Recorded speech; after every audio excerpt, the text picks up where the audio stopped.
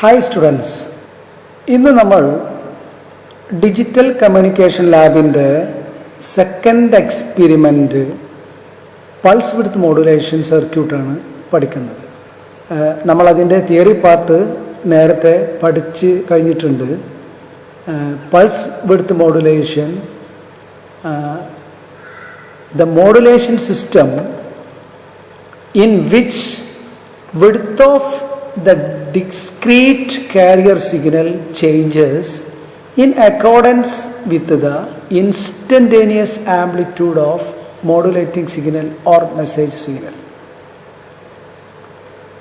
keeping amplitude and position of carrier is constant. അതിൻ്റെ definition നമ്മൾ മനസ്സിലാക്കിയിട്ടുണ്ട്. മോഡുലേറ്റിംഗ് സിഗ്നൽ അല്ലെങ്കിൽ മെസ്സേജ് സിഗ്നലിൻ്റെ ആംപ്ലിറ്റ്യൂഡ് വേരി ചെയ്യുന്നതിനനുസരിച്ച് കാരിയർ പൾസിൻ്റെ വിഡ്ത്ത് മാറിക്കൊണ്ടിരിക്കുക എന്നുള്ളതാണ് പൾസ് വിഡ്ത്ത് മോഡുലേഷൻ. ഇനി നമുക്കതിൻ്റെ സർക്യൂട്ടിലേക്ക് പോകാം. ഇതാണ് നമ്മുടെ ഒരു പ്രാക്ടിക്കൽ സർക്യൂട്ട്. നമ്മളെ ലാബിൽ ചെയ്യേണ്ട സർക്യൂട്ടാണ് ഇപ്പോൾ നിങ്ങൾ സ്ക്രീനിൽ കണ്ടുകൊണ്ടിരിക്കുന്നത്. ഈ സർക്യൂട്ട് ഒന്ന് നോക്കിയാൽ 555 IC, അത് നിങ്ങൾക്കറിയാം 8 പിൻ IC ആണ്. അതിൻ്റെ 8ാമത്തെ പിന്ന് നമ്മൾ VCCയിലേക്ക് കണക്ട് ചെയ്തിട്ടുണ്ട്. 4th പിന്ന് കണക്ട് ചെയ്തിട്ടുണ്ട്.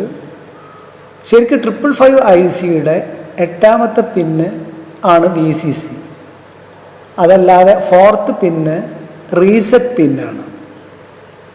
ഈ റീസെറ്റ് പിന്ന് ഇപ്പോൾ നമ്മൾ VCCയിലേക്ക് കണക്ട് ചെയ്യാനുള്ള കാരണം 555-ൽ 4th പിൻ എന്ന് പറഞ്ഞാൽ ആക്റ്റീവ് ലോ ആണ്.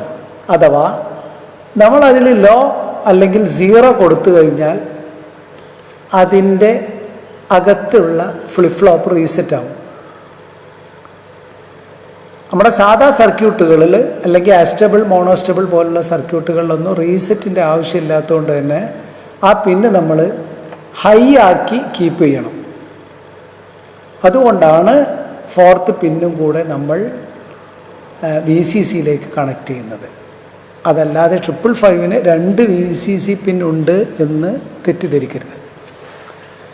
പിന്നെ വരുന്നത് സെക്കൻഡ് പിന്നാണ്. സെക്കൻഡ് പിൻ നമുക്കറിയാം ട്രിഗർ പിന്നാണ്.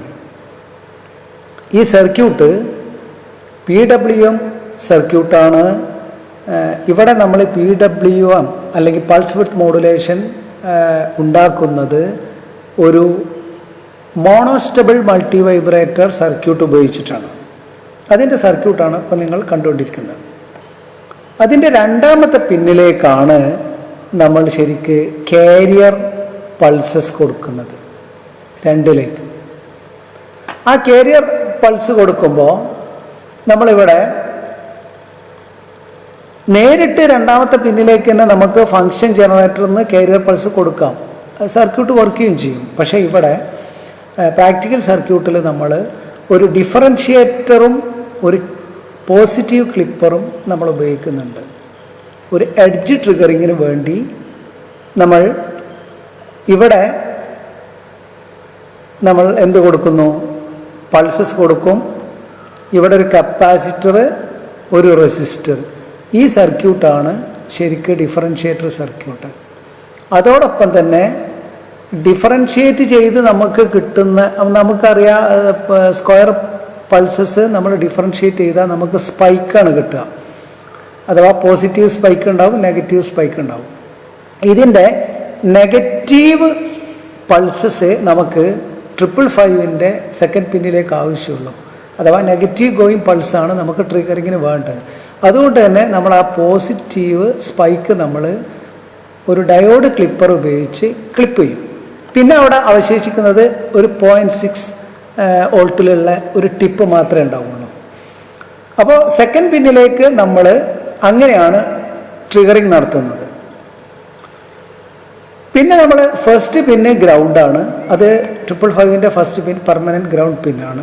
3rd പിന്ന് നിങ്ങൾക്കറിയാം ഔട്ട്പുട്ട് പിന്നാണ്. പിന്നെ 6th ഉം 7th എന്ന് പറഞ്ഞാൽ 6th എന്ന് പറഞ്ഞാൽ ത്രഷോൾഡ് പിന്നാണ്. സെവൻത്ത് എന്ന് പറഞ്ഞാൽ ഡിസ്ചാർജ് പിന്നാണ്. ഈ രണ്ട് പിന്നും കൂടി ഷോർട്ട് ചെയ്തിട്ടാണ് നമ്മൾ ആർ സിയിലേക്ക് കണക്ട് ചെയ്തിട്ടുള്ളത്. ഇവിടെ വി സി സിയിൽ നിന്ന് ഒരു റെസിസ്റ്റർ ഈ 6th 7th ജോയിൻ ചെയ്ത പോയിന്റിലേക്ക് വന്നിട്ടുണ്ട്. അവിടുന്ന് ഒരു കപ്പാസിറ്റർ നമ്മൾ ഗ്രൗണ്ട് ചെയ്തിട്ടുണ്ട്. ഈ ആറിൻ്റെ വാല്യൂവും സിൻ്റെ വാല്യൂവും കൂടിയാണ് നമ്മുടെ ആർ സി ടൈം കോൺസ്റ്റന്റ് തീരുമാനിക്കുക. ഇവിടെ ഒരു മോണോസ്റ്റബിൾ മൾട്ടി വൈബ്രേറ്റർ മാത്രമല്ല, അതായിരുന്നെങ്കിൽ ഇത്രയും സർക്യൂട്ടേ ആവശ്യമുള്ളൂ. ഇവിടെ നമ്മൾ 5th പിന്ന് കൺട്രോൾ പിന്ന് നമ്മൾ ഉപയോഗിക്കുന്നത് നമ്മുടെ മെസ്സേജ് സിഗ്നൽ ഇൻപുട്ട് ചെയ്യാനാണ്. അപ്പോൾ 5th പിന്നിൽ കൊടുക്കുന്ന നമ്മുടെ മെസ്സേജ് സിഗ്നലിൻ്റെ ആംപ്ലിറ്റ്യൂഡ് വേരിയേഷൻ അനുസരിച്ച് 3rd പിന്നിൽ കിട്ടുന്ന മോണോസ്റ്റബിൾ മൾട്ടി വൈബ്രേറ്ററിൻ്റെ ഔട്ട്പുട്ട് പൾസിൻ്റെ വെടുത്തുകൾ വേരി ചെയ്യുന്നു എന്നുള്ളതാണ് ഈ സർക്യൂട്ട് കൊണ്ട് ഉദ്ദേശിക്കുന്നത്. അപ്പോൾ അതിനുവേണ്ടി എന്താണ് ആക്ച്വലി ഈ 555 ഐസിൻ്റെ അകത്ത് നടക്കുന്നത് എന്ന് നോക്കണമെങ്കിൽ അല്ലെങ്കിൽ മനസ്സിലാക്കണമെങ്കിൽ നമുക്കതിൻ്റെ ഇൻറ്റേർണൽ ഡയഗ്രാം നമ്മൾ കാണേണ്ടതുണ്ട്. ഓൾറെഡി നിങ്ങളത് LIC ലാബിൽ പഠിച്ചതാണ്. എന്നാൽ പോലും നമ്മൾ ജസ്റ്റ് അതൊന്ന് ടച്ച് ചെയ്യേണ്ടതുണ്ട്. നമുക്കറിയാം ഈ രൂപത്തിലുള്ള ഒരു വേവ് ഫോമാണ് നമ്മൾ എക്സ്പെക്റ്റ് ചെയ്യുന്നത്.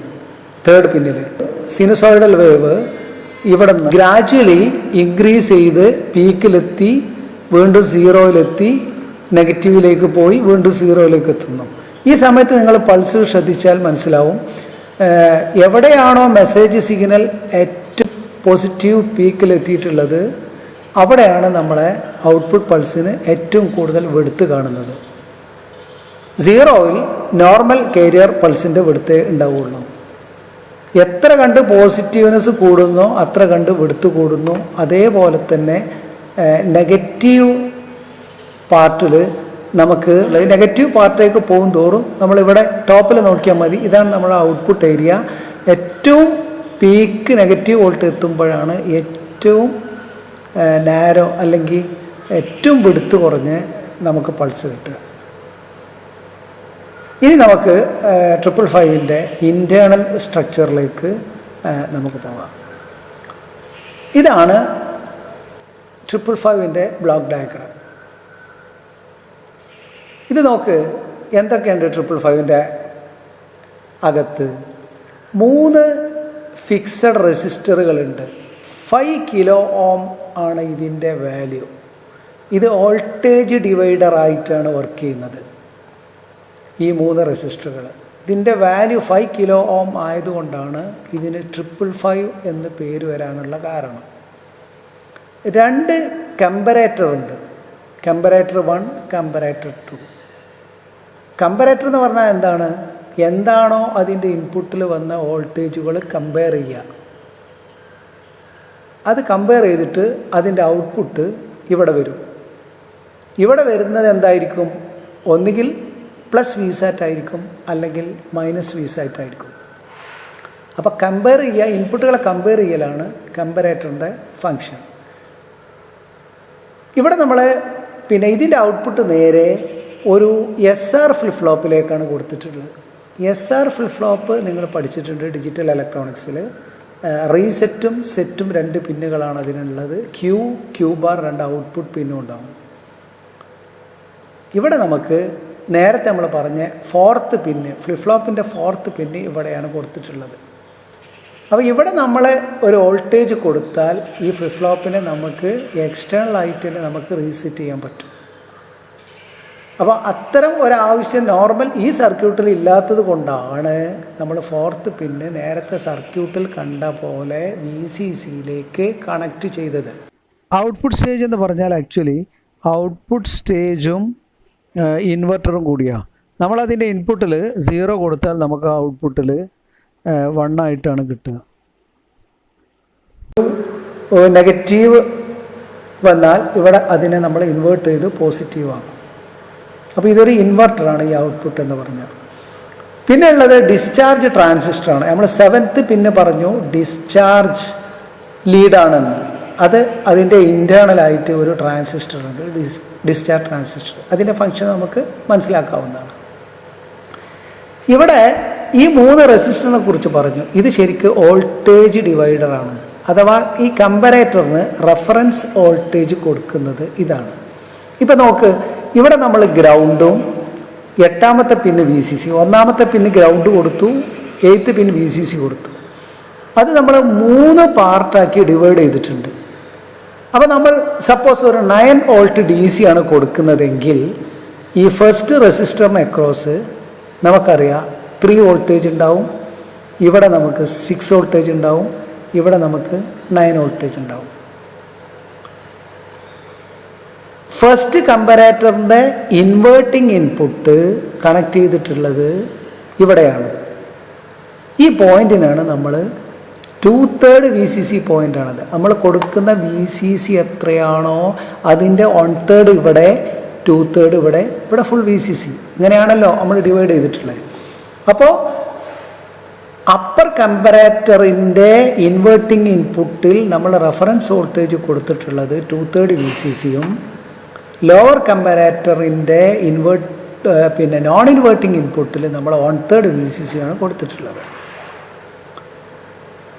ഇനി നമ്മൾ ഇത് മോണോസ്റ്റബിൾ മൾട്ടി വൈബ്രേറ്റർ ആയിട്ടാണ് നമ്മളിവിടെ വർക്ക് ചെയ്യുന്നത്. അങ്ങനെ വർക്ക് ചെയ്യുമ്പോൾ നമ്മളിവിടെ എന്താ ചെയ്തത്, നമ്മളെ സർക്യൂട്ട് നോക്കിയാൽ അറിയാം, ത്രഷോൾഡ് പിന്നും ഡിസ്ചാർജ് 7th പിന്നും കൂടി നമ്മൾ ടൈ ചെയ്ത് അവിടെ നിന്നാണ് നമ്മൾ Rഉം Cയും കണക്ട് ചെയ്യുന്നത്. 2ാമത്തെ പിന്നിലേക്ക്, സെക്കൻഡ് പിന്നിലേക്കാണ് നമ്മൾ ട്രിഗറിങ് കൊടുക്കുന്നത്. 3യിൽ നിന്ന് നമ്മൾ ഔട്ട്പുട്ട് എടുക്കുന്നു. ഇത്രയാണ് നമ്മളെ കണക്ഷൻ. അപ്പോൾ ആക്ച്വലി എന്താ സംഭവിക്കുക, നോർമൽ ഒരു മോണോസ്റ്റബിൾ മൾട്ടി വൈബ്രേറ്റർ ആയിരുന്നെങ്കിൽ ഇവിടെ 2/3 VCC ഉണ്ടാവും, ഇവിടെ 1/3 VCC ഉണ്ടാവും. നമ്മൾ സെക്കൻഡ് പിന്നിലേക്ക് ഒരു നെഗറ്റീവ് ട്രിഗർ കൊടുക്കുമ്പോൾ കമ്പറേറ്ററിൻ്റെ ഔട്ട്പുട്ട് എന്താവും, ഹൈ ആവും. അതിൻ്റെ കാരണം എന്താ, അതിൻ്റെ കാരണം നോൺ ഇൻവേർട്ടിംഗ് ഇൻപുട്ടിൽ 1/3 VCC ഉണ്ട്. അപ്പോൾ ഇവിടെ നമ്മൾ കൊടുക്കുന്നത് നെഗറ്റീവ് വോൾട്ടായി. ഇതിനേക്കാൾ കൂടുതലാണ് എവിടെയുള്ളത്, നമ്മുടെ നോൺ ഇൻവേർട്ടിംഗ് ഇൻപുട്ടിൽ.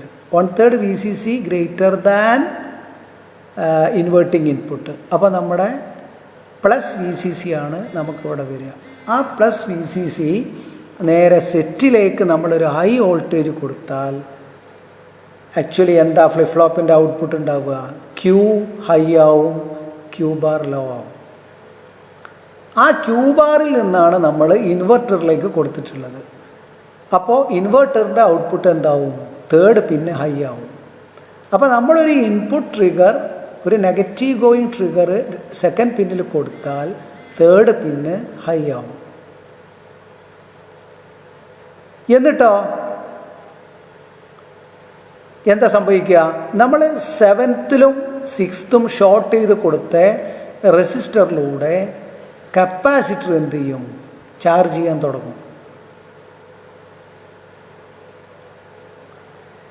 അങ്ങനെ 1/3 VCCയിൽ നിന്ന്, അതായത് ഇവിടെ നോക്ക് 5th പിന്നിലേക്കാണ് നമ്മൾ ഇൻപുട്ട് കൊടുത്തിട്ടുള്ളത്. അത് ഇപ്പോൾ നമ്മൾ ചർച്ച ചെയ്യേണ്ട. അല്ലാത്തൊരവസ്ഥയിൽ എന്താ സംഭവിക്കുക, ഈ